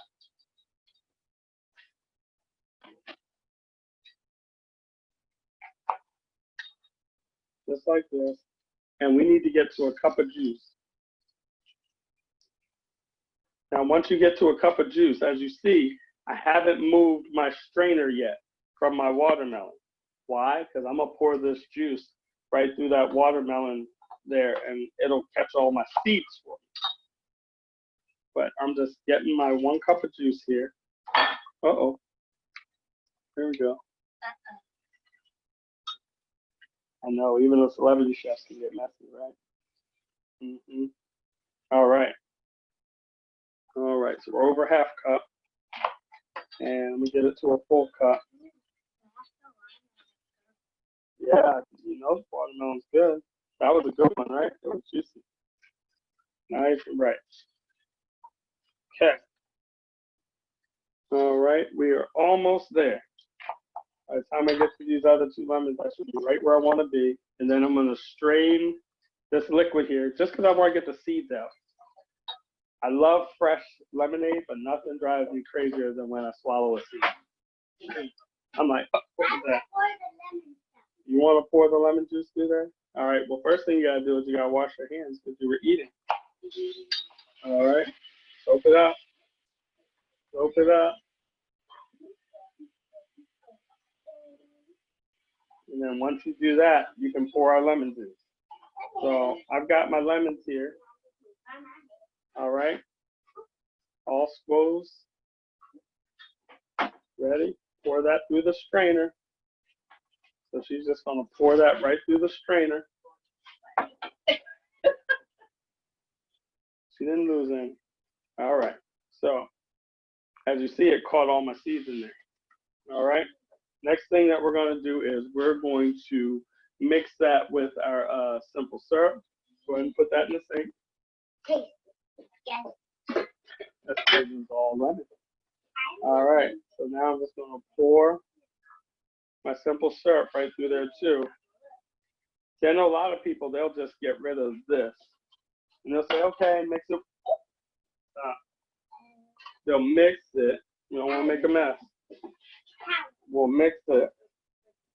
They'll get rid of this. But I pour the lemon juice through it. Why? Because I'm catching more flavor. I pour the simple syrup through it. Why? Because I'm catching more flavor. My thing is when we eat, we want to make sure that we're getting as much flavor as possible. All right. So now, Jasmine, you may take this to the sink. Thank you so much. Why? Because it's pureed? Are you going to empty it out for me too? Awesome. Awesome. All right. So let's get rid of this too. You do that for me. All right. Now, if you wanted to show off a little bit, if you had some leftover lemons, you could slice some lemons, throw it in your pitcher right now. I do not have any leftover lemons, so that's squoze it. I gave it everything I had. Lord, I filled up the pitcher. I gave everything I had. Let's check out. Where do we put the lemon juice? So the lemon juice and the simple syrup, I added right here to the watermelon. The recipe says 8 cups of water, 8 cups of cold water. Where do we put the 8 cups of cold water? So your 8 cups of cold water is getting ready to go into here. Okay, thank you. Mm-hmm. Yep, you're right on target. Right on target. So I'm going to do 2 things. I'm going to put some ice in my pitcher. So I'm gonna grab a little ice. I'm gonna put that in my pitcher.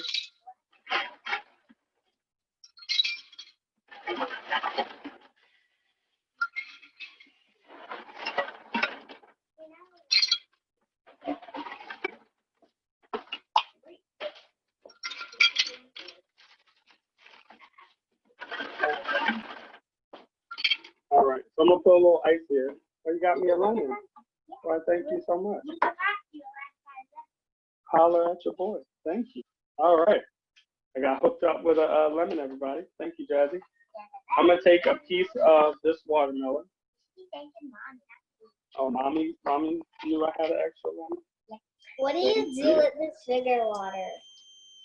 So with the sugar water, you take your lemon juice and your sugar water, put it right in here with your watermelon water.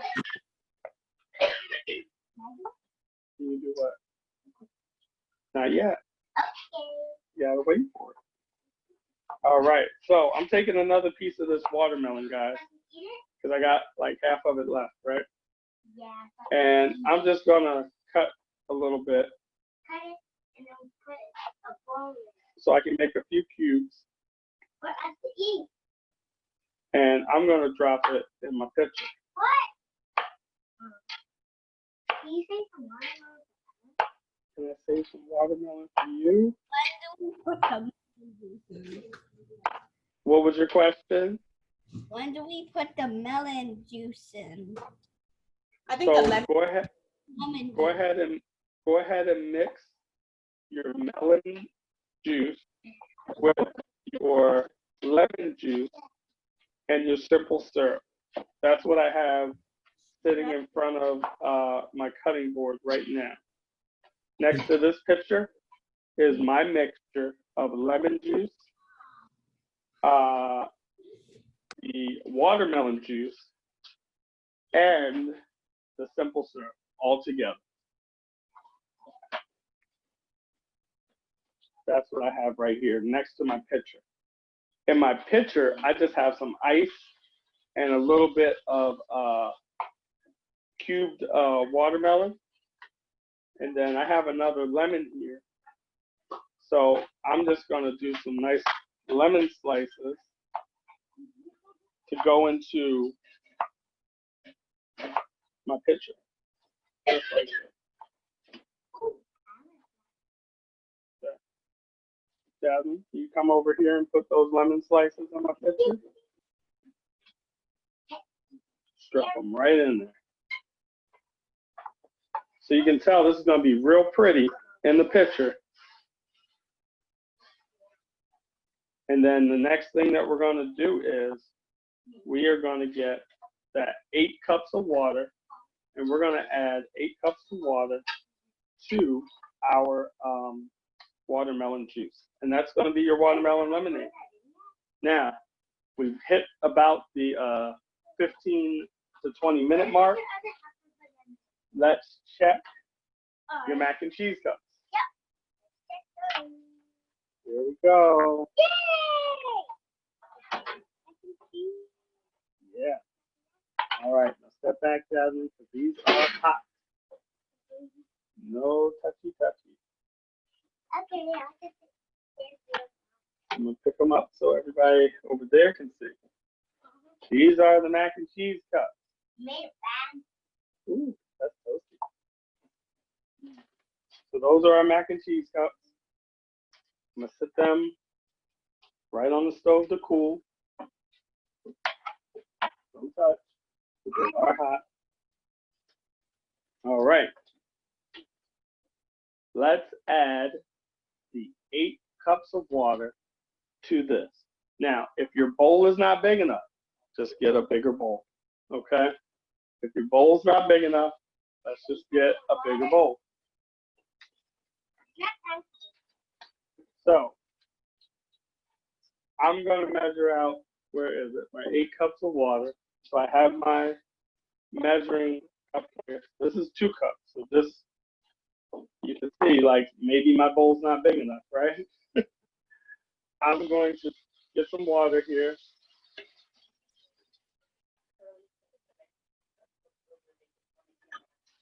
You just want to eat them now. If they're cool enough, you could pop one in your mouth. You can try it out, but just make sure it's cooled down. I'm doing my 8 cups of water.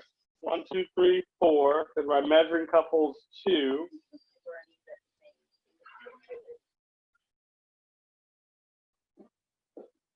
All right. So we've got our 8 cups of water. And now I'm going to pour in my lemon juice, watermelon, and simple syrup mixture. And guess what we got, ladies and gentlemen? We've got lemonade, watermelon lemonade. All right, where is my other? Where's that cup? No, I need the one without the hole. Yeah. Where is it? Aha. Let me grab my black ladle, everybody, that doesn't have the hole.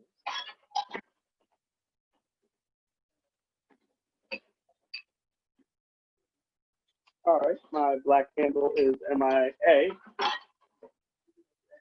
Am I missing? Is it hiding back here on me? No. That's odd. All right, we'll talk about it later.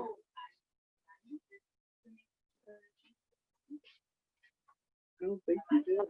I don't know. All right, nevertheless, we're gonna get some of our lemonade into this pitcher.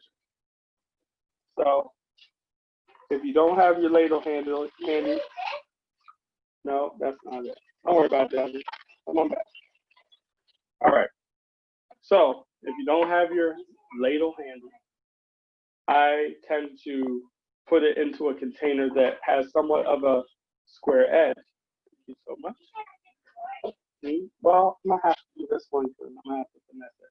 If you don't have a nice ladle and you're like, oh man, I need to pour it in there and I don't want to make a mess, something with a square edge so that when you pour it, the liquid comes to a point versus trying to do this, it will pour wide. You need to pour a little thinner.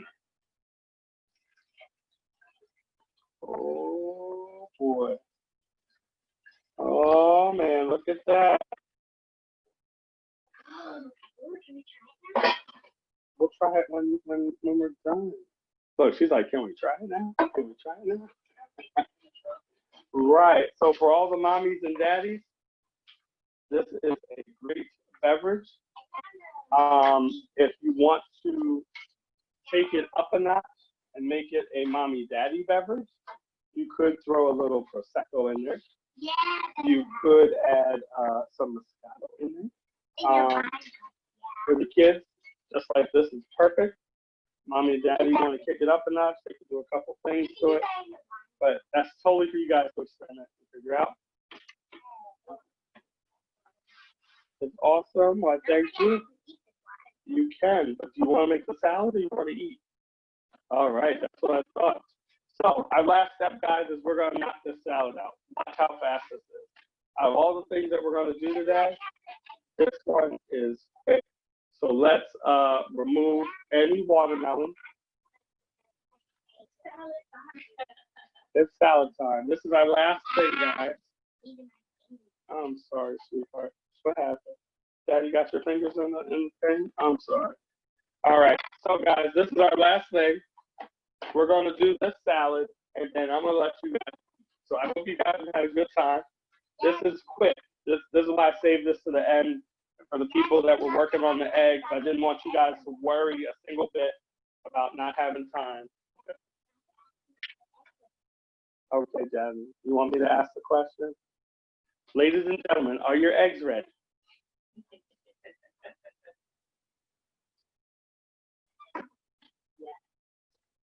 Yes, Jasmine, their eggs are ready.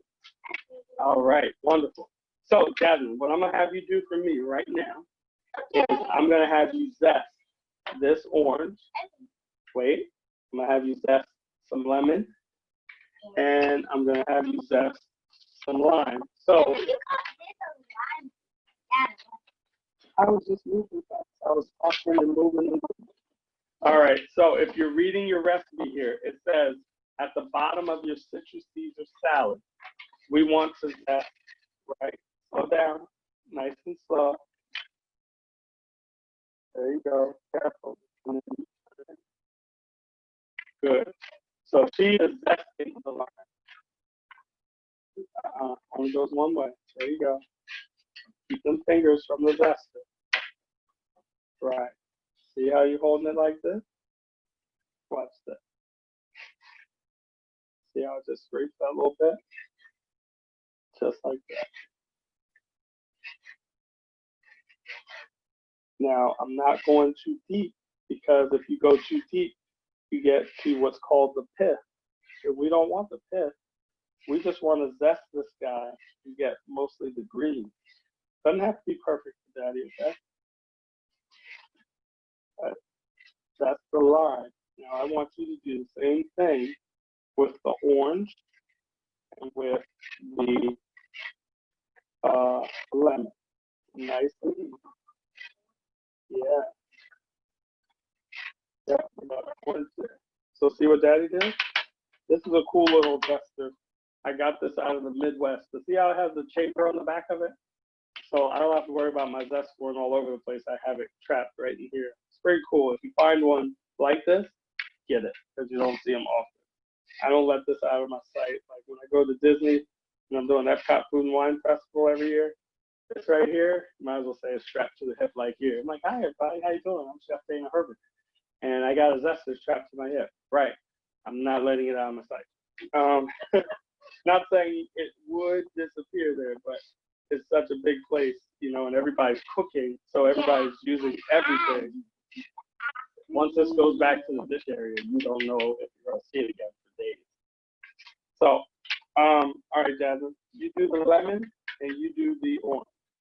Remember, just one direction. All right? So, good job. If we're looking at our recipe here, let's take a look at some of the things that we have going on. All right? We have a lemon, we have an orange, we have a lime. All right. So let's start from the top. We got our grated Parmesan right here. Yeah. We got that Dijon mustard. We have a little bit of garlic. We have some honey. We have some salt and black pepper. You're going to love it. You're going to love it. We have some oil. Where's my oil window? Did I use it? Good thing is that we have some oil on that. All right. So let's get our oil back here. Oh, I know what I did with it. All right. I used it on my pizza. Yep. So we got my oil. We have our romaine right here. We have the avocado. We have some cherry tomatoes. We have some eggs. My kids don't always eat the avocado, so I'm skipping it today. We have the eggs, and we have our orange. You zesting? Don't go too far. You almost got yourself, didn't you? Yeah. You felt to get close, right? All right, so if you're using the zester, that's why we keep our fingers close.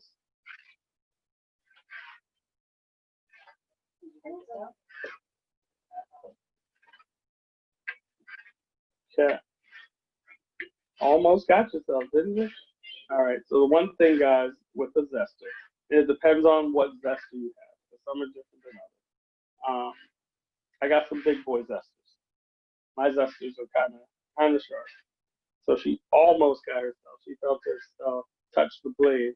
So with zesting, we want to make sure, now, number one, if you do have a really sharp zester, like a pro zester like I have, that we keep our fingers close, but not touching that blade. Her finger got close. So you see some parents helping with the zesting. Good. She had it pretty good. She just scared herself a little bit. She was like, oh, wait a minute. That feels sharp. Yeah. So one thing, kids, always respect the equipment in the kitchen because there's a lot of sharp things. This is why mommy and daddy are helping you and that they're nearby and so forth. All right. So we got that.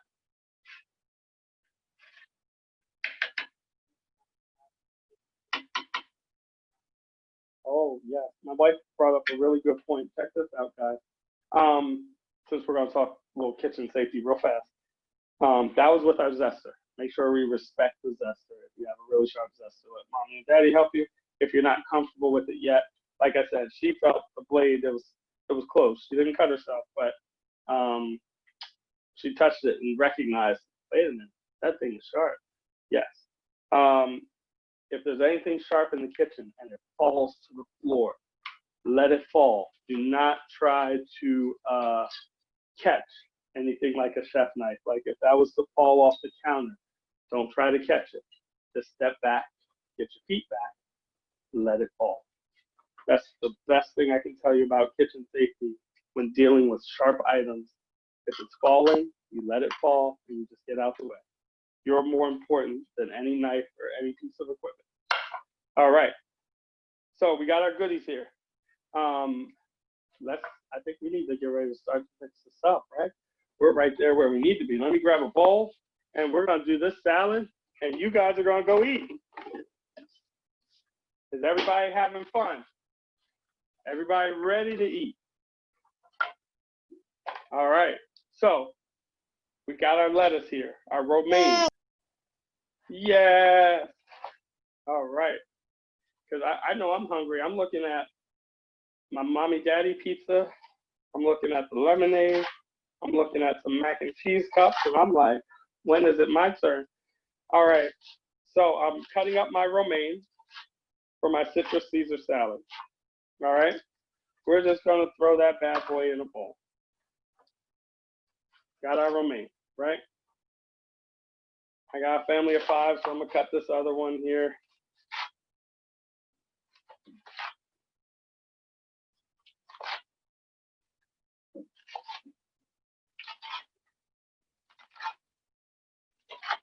One nice thing about having a set and cooking at the house is they look forward to the eats after the cooking segment. They're like, "What we got? What's going on?" So we got our lettuce, right? Next thing that we're gonna do is we're gonna cut up a few of our cherry tomatoes, which I'm just gonna pop in half. You put as many as you want in there. The recipe, I believe, calls for 1 cup of tomato halves. Y'all good? All right. You hang right there. Daddy's going to finish it up, okay? All right. So I got my tomato halves. You said, what was she eating? Candy. Right. My Swedish fish. Daddy likes Swedish fish. I have a feeling that my young ones are into my Swedish fish right now. All right. Who has my Swedish fish? Kayla has my Swedish fish? Uh-huh. Right. I know my kids well. All right. So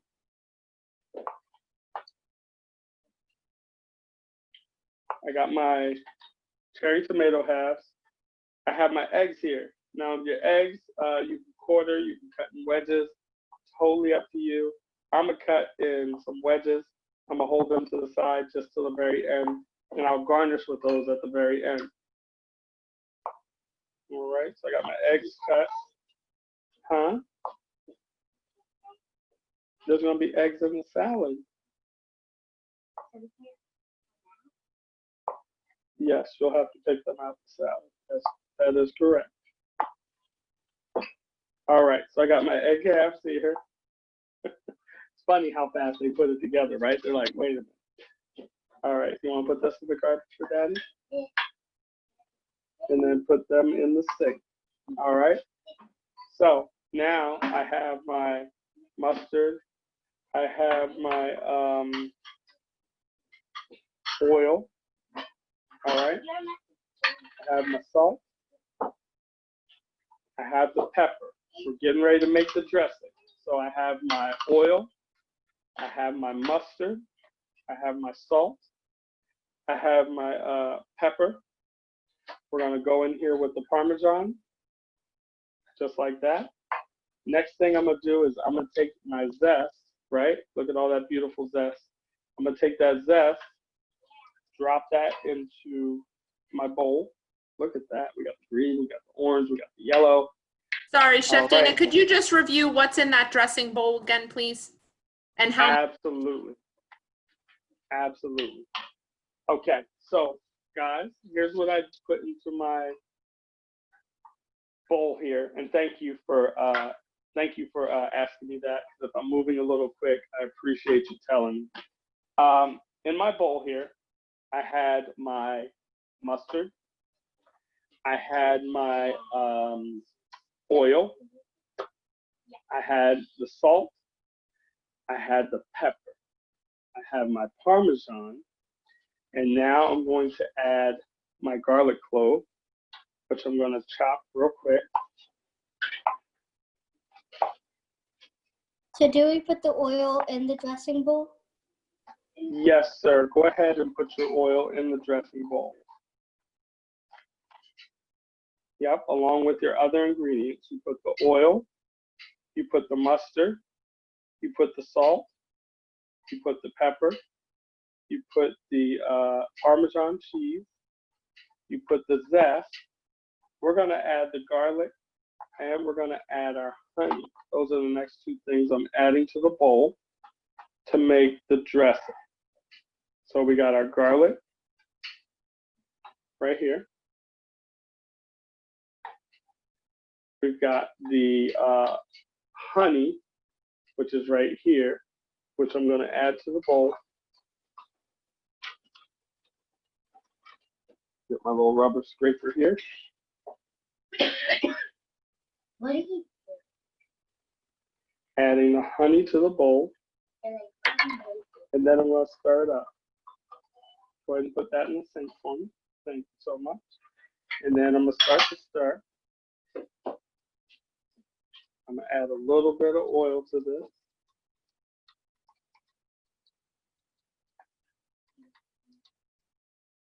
Because I just realized I didn't measure a full quarter cup. I only measured the tablespoon that I was using on that pizza. So let me make sure I got a quarter of a cup here. There we go. And I'm gonna add the remaining oil here. So I'm gonna add my oil to that dressing.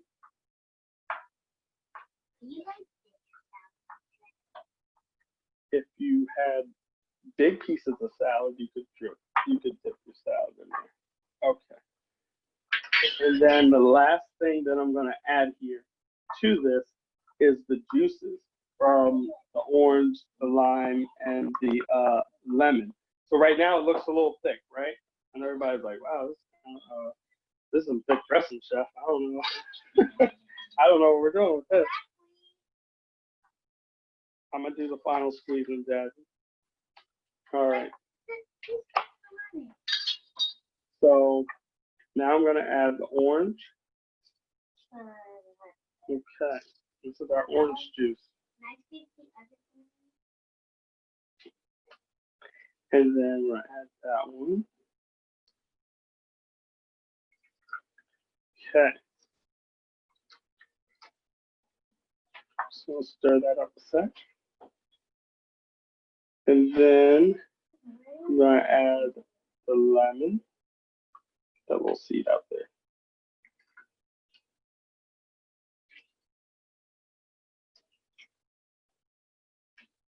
Okay, give that a squeeze. Go ahead, Jazz. Yeah, I saw the seed go in there. Go ahead and give it a squeeze. Use a muscle syrup. Excuse me? Yeah, Where do we put the juice? the cheese goes in the bowl as well with your dressing. That Parmesan, go ahead and squeeze it right in the bowl. And we're squeezing the lemon juice, the orange juice, and the lime juice into our salad dressing.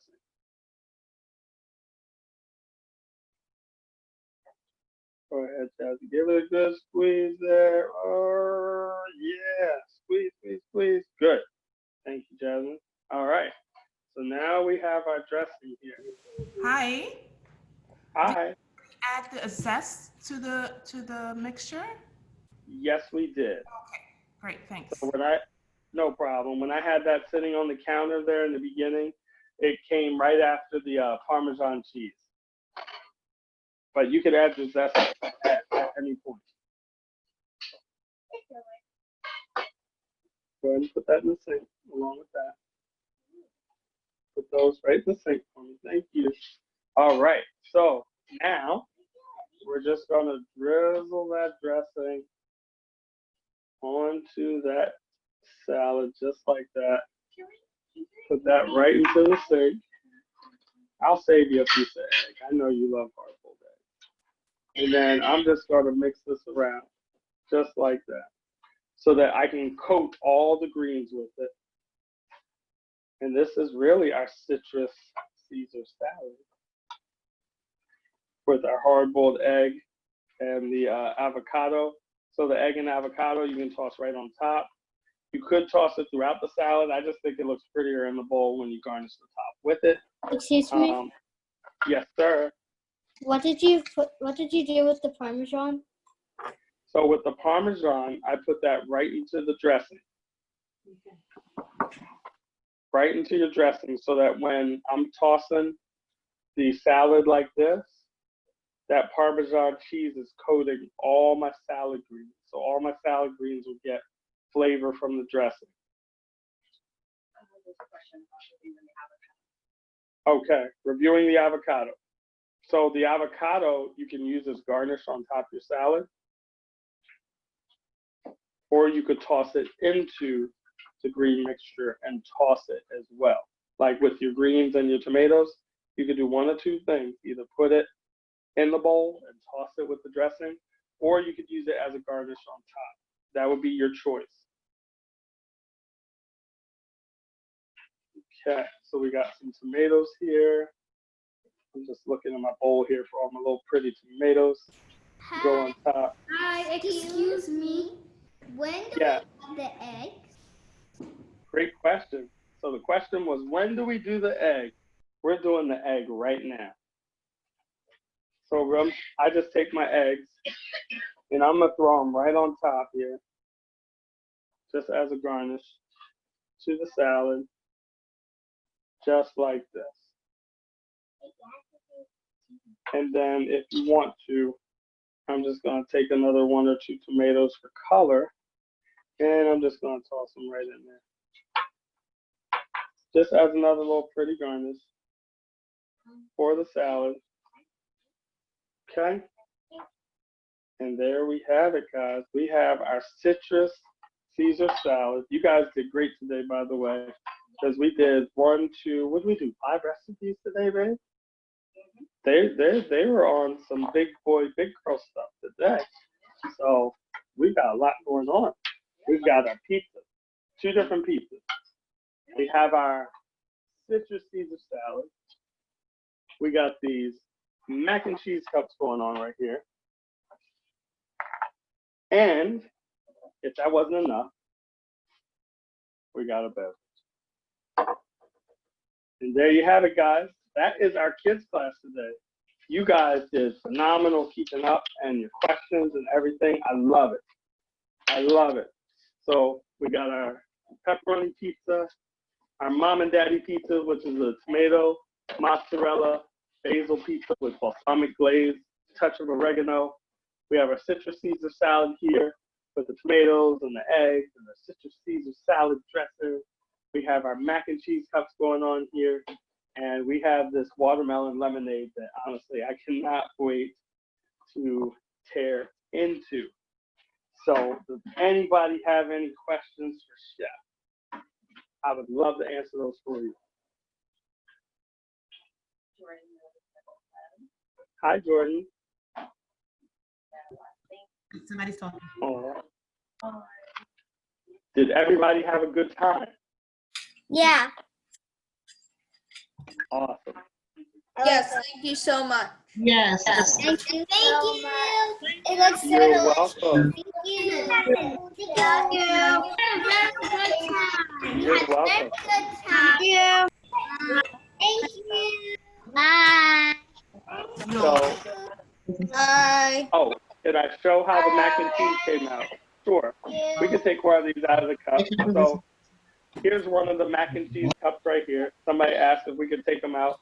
Just show them how they came out. Because we sprayed the dish, Good. see the bacon on there? The bacon comes right out with that mac and cheese cup. So because you sprayed the cup, it'll come out really, really, really easy. If you hadn't sprayed it and you didn't put the little crumb in there, it would be more difficult to get these mac and cheese cups out. But if you see right here, they're coming out of the cup really, really, really easy. Also because of the bacon, and the bacon naturally has a little bit of its own oil, they will come out of the cup. Thank you, Chef Dana. You're welcome. Now, guys, if you loved what we were doing, and you loved it, and you had a lot of fun, just give us a love on Facebook or Instagram. If you post your pictures, we would love to see your pictures on Facebook and Instagram so I can like them. Just tag me in them. But that's our mac and cheese cups right there. Ready? Leave.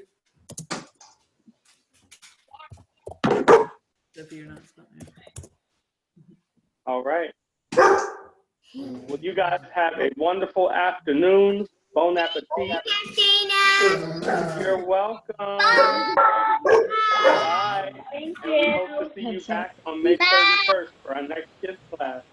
When's the next class? Next class is going to be May 31st. May 31st. We'll see you there. Okay. Thank you. I'll see you on May 31st. Thank you, Tasha. Bye, Dana. Bye.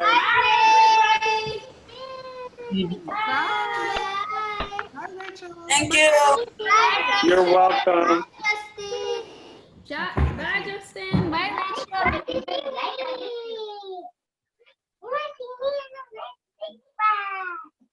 Thank you, Dana. Bye. You're welcome. See you, Uncle Cliff. Nice See to you, meet Jordan. you. Bye, All right. Dana.